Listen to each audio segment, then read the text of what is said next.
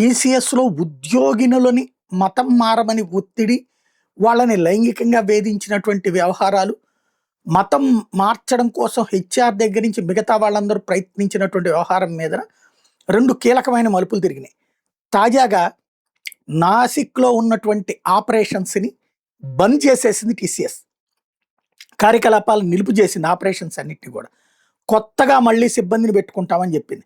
అందులో ఉన్నటువంటి ఎంప్లాయీస్‌ని అందరినీ గూడా ఆఫీస్‌కి రావద్దు, దర్యాప్తు పూర్తయ్యేంత వరకు అని ప్రకటించడం ఒక యాస్పెక్ట్.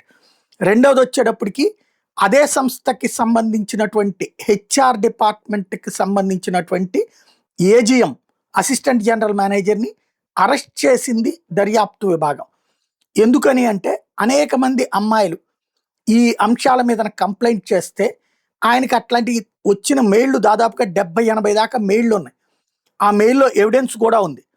ఈవెన్ వీళ్ళు చాట్ ఎట్లా చేస్తున్నారు, వాట్సాప్ గ్రూప్‌లో ఏం పెడుతున్నారు, మతానికి సంబంధించి ఇవన్నిటిని కూడా కంప్లైంట్ చేస్తే ప్రివెన్షన్ ఆఫ్ సెక్షువల్ హెరాస్మెంట్ కింద కూడా కంప్లైంట్లు చేసినా ఆయన పట్టించుకోలేదు, సీరియస్‌గా తీసుకోలేదు అన్నటువంటి విషయం తేల్చింది. Investigation team, special investigation team digital ఎవిడెన్స్‌ని కలెక్ట్ చేసింది. టోటల్‌గా 78 ఈమెయిల్‌లు స్కాన్ చేస్తే హెచ్ఆర్ ఏజీఎం నిర్లక్ష్యంగా వ్యవహరించారు. మిస్కండక్ట్ ఇంకొక కేసులో కూడా ఇద్దరు ఉద్యోగుల మిస్కండక్ట్కి సంబంధించి కూడా ఆయన ఏ యాక్షన్ తీసుకోలేదు.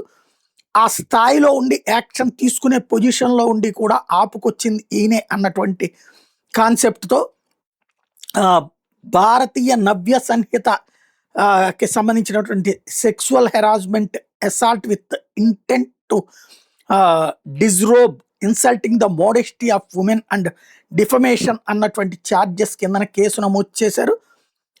హెచ్ఆర్కి సంబంధించినటువంటి ఏజీఎంని అరెస్ట్ చేశారు ఇప్పుడు.